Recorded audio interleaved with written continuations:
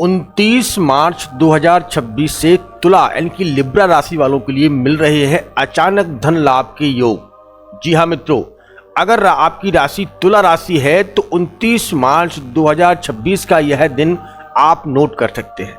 इस दिन एक ऐसा ग्रह अपने ही उच्च स्थान पर पहुंचने से आपके जीवन में बहुत बड़े बदलाव के संकेत दे रहा है। आपके जीवन में पद उन्नति, व्यापारिक या वैवाहिक जैसी समस्याओं को समाप्त करता हुआ दिखाई दे रहा है।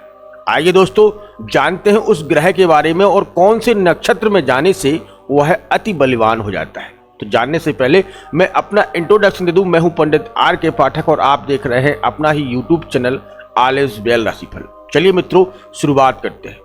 दोस्तों 29 मार्च 2026 को केतु अपने ही नक्षत्र में उच्च स्थान पर विराजमान होने जा रहा है। जब जब केतु अपने ही उच्च स्थान पर जाता है तो बहुत सारे जो है कार्यों में सफलता के योग भी बनाता है। केतु एक तो मोक्ष कारक है और यह धर्मात्मा भी है।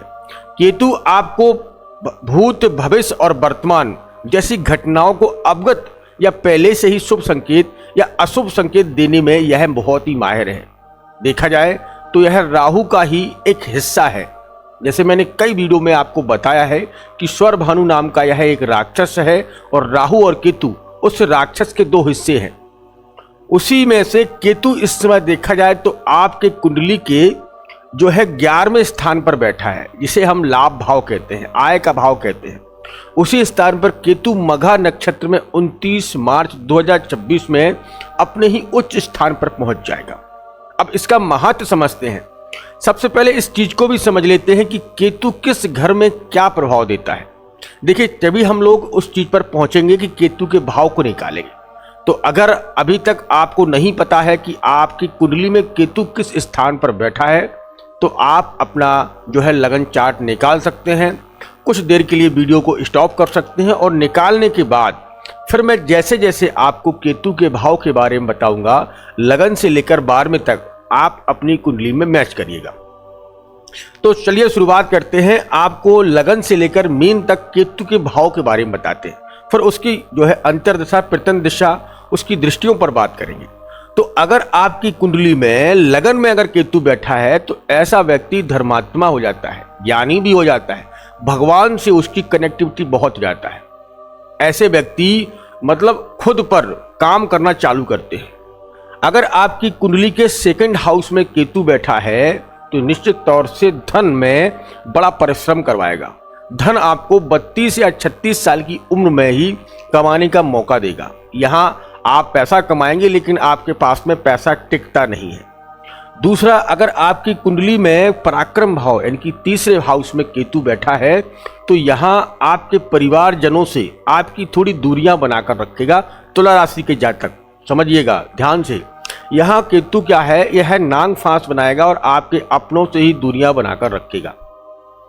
अगर आपकी कुंडली में सुख भाव यानी कि 4th हाउस में केतु बैठा है तो आपके सुख में जब ही जो है फायदा दिलाएगा जब आप जन्म भूमि से कर्म भूमि यानी कि घर से बाहर जहां आपका जन्म हुआ है उस जन्म भूमि से अगर और कहीं शिफ्ट होते हैं या जॉब के लिए जाते हैं तब आपके सुख भाव में यह बढ़ोतरी करवाता है।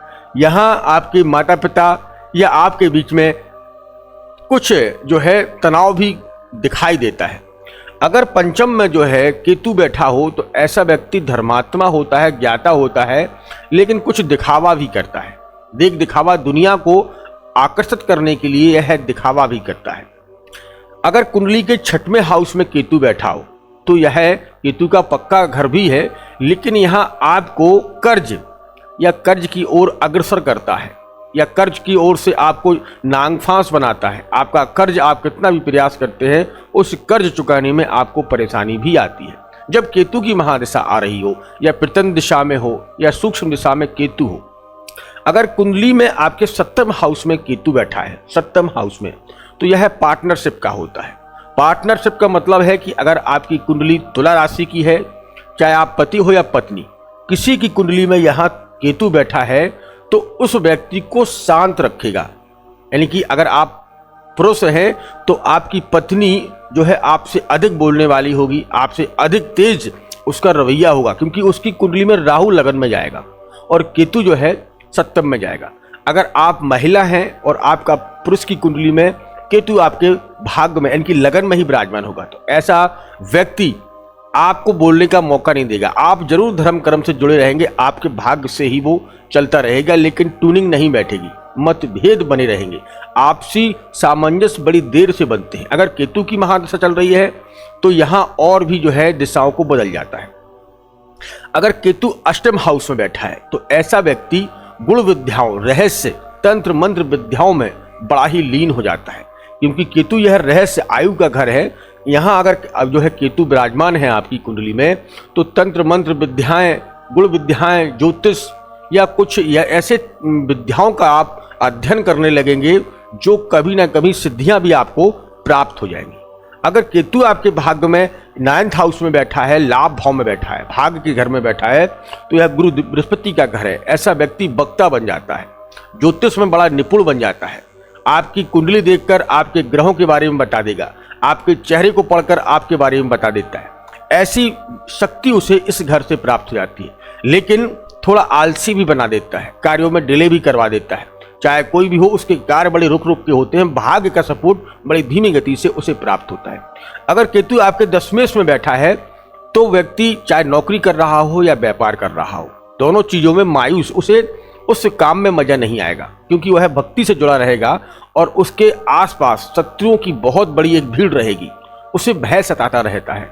तो यहाँ अगर केतु बैठा है तो थोड़ी मायूसी आपको काम में, या जो काम आप कर रहे हैं वह बोझ आपको सताता रहता है कि यह काम हमसे नहीं हो रहा है। आप अपने मन ही मन में अपने आप से बातें करने लगते हैं, यह केतु का भाव होता है। अब केतु अगर आपके जो है 11वें भाव में बैठा है तो ऐसा व्यक्ति धन संचय करने में बड़ी मेहनत लगाता है, बड़े मेहनत के बाद ही धन जो है कमा पाता है, क्योंकि यहाँ पर केतु आपको भाग्य में अच्छे तरीके से पैसा कमाने के लिए अग्रसर करता है। अगर आप किसी प्रकार का जुआ सट्टा, लॉटरी या शेयर मार्केट में भी जा रहे हैं तो यहाँ केतु उस पर ब्लॉक लगा देता है, वहाँ लॉस करवा देता है, क्योंकि यहाँ से सीधा कि आप जो है राहु आपके पंचम में जाएगा, और पंचम में राहु आप जानते ही हैं जुआ सट्टा, शेयर, लॉटरी मार्केट का यह दातक है। लेकिन केतु को यहाँ मनाना जरूरी है, क्योंकि राहु और केतु एक ही है। यहाँ से केतु अपनी दृष्टि डालेंगे। अगर केतु वहीं आपके 12वें भाव में बैठा है तो ऐसा व्यक्ति धर्मात्मा के साथ साथ अपने ही घर में पुनर्जन्म उसका होता है। पुनर्जन्म का मतलब वह व्यक्ति अपने ही परिवार में से जुड़ा हुआ होता है, जिसकी मृत्यु हो चुकी थी वह वापस आकर ही अपने परिवार में उसका जन्म हुआ होगा। कुछ जो है इच्छाओं की या कुछ कार्य ऐसे रह गए जो दोबारा से जन्म लेकर ही अपने परिवार को एक उच्च स्तर पर पहुंचाने के लिए उसका जन्म हुआ है। यह केतु आपकी कुंडली में अगर है तो आप समझ सकते हैं, दोबारा से वीडियो रिपीट करके देख सकते हैं, आपको समझ में आ जाएगा। अब देखते हैं कि केतु मघा नक्षत्र में कितना बलशाली होता है और मघा नक्षत्र क्या होता है। मघा नक्षत्र प्रॉपर तरीके से आपके पैतृक जो अपने पितृ हैं उनके लिए ही समर्पित होता है। तो यह मघा नक्षत्र में 29 मार्च 2026 को आ रही है, और 29 मार्च से यहाँ से बहुत ही शक्तिशाली केतु हो जाएगा। केतु मैंने आपको बताया है कि केतु की दिशाओं को समझाया है। अब केतु की दृष्टियों को समझते हैं। तो 1 2 3 4 5 सीधा सीधा आपके पंच यहाँ से निकलकर 11वें से आपके पराक्रम भाव को देख रहा है। तो अगर आपकी पारिवारिक कोई जो है समस्याएं बनी थी, बंटवारे को लेकर परिवार में भाई बहनों के बीच में, तो वह केतु मघा नक्षत्र में जाते ही यह 8 महीने के लिए वहां आपको सपोर्ट देता हुआ दिखाई देता है, क्योंकि इसे अब मघा नक्षत्र का बूस्ट मिल गया है। जो केतु अपने ही भाव में एक बड़ा ही पावरफुल ग्रह बन गया है। देखो, ग्रह तो सभी एक पावरफुल होते हैं, लेकिन जब अपने नक्षत्र में आते हैं तो उनके बल बढ़ जाते हैं। वहीं पर देखा जाए तो इनकी दृष्टि आपके पंचम भाव में पड़ रही है। तो पंचम भाव में अगर दृष्टि बनती है निश्चित तौर से तुला राशि, क्योंकि राहु भी यहीं बैठा है और मंगल भी यहाँ बैठा है, तो यह 5 अप्रैल के बाद एक जबरदस्त आपको मूव देते हुए दिखाई दे रहे हैं। जुआ सट्टा, लॉटरी, शेयर मार्केट में अच्छे रिजल्ट आपको प्राप्त करवाएंगे, क्योंकि राहु और केतु यहाँ एक मिल जाएगा। राहु इस समय शतभिषा नक्षत्र में है और केतु जो है आपके जो है 11वें लाभ भाव में बैठा है। लेकिन यहाँ ध्यान रखना है कि जो भी आप कमाई कर रहे हैं, अधिक से अधिक कमाई कर रहे हैं, तो उसमें से कम 20% जो आप पैसा किसी ऐसे मंदिर में या किसी गरीबों को जरूर दान करें, वह फलित रहेगा पैसा आपको। 10% या 20% पैसा आप जितनी कमाई कर रहे हैं उसका निकाल कर किसी ऐसे व्यक्तियों को लगाएं जो निर्धन हैं, गौशाला में लगाएं, या जो गरीब व्यक्ति है उनकी सेवा करें, या जो नेत्रहीन हैं उनकी सेवा के लिए आप दान जरूर करें। ऐसा करने से आपके लिए यह समय उत्तम रहेगा। अब जो है तीसरी दृष्टि, अंतिम दृष्टि आपके सप्तम भाव पर पड़ रही है। तो जो है तुला राशि वालों के लिए केतु की दृष्टि सप्तम भाव में पड़ने से पत्नी में धर्म की जिज्ञासा बढ़ती हुई दिखाई दे रही है। अगर आपकी कुंडली पति पत्नी की किसी की भी है, उसकी जो है जिज्ञासा धर्म की ओर जागृत हो रही है। धर्म की यात्राएं होती हुई दिखाई दे रही है। धर्म के मार्ग पर आप चलते हुए दिखाई दे रहे हैं। घर में कोई नवीन कार्य होने के भी संकेत हैं। पति पत्नी के संबंधों को सुधारता हुआ दिखाई देगा। ये केतु यहाँ पर आपको फल देता हुआ दिखाई देता है। दोस्तों, अब हम कुछ आपके साथ में रेमेडी शेयर कर रहे हैं जो आप करेंगे तो बहुत अच्छे रिजल्ट और भी प्राप्त हो। देखो, केतु को अगर कोई कंट्रोल कर सकता है तो वो है श्री गणपति गणेश।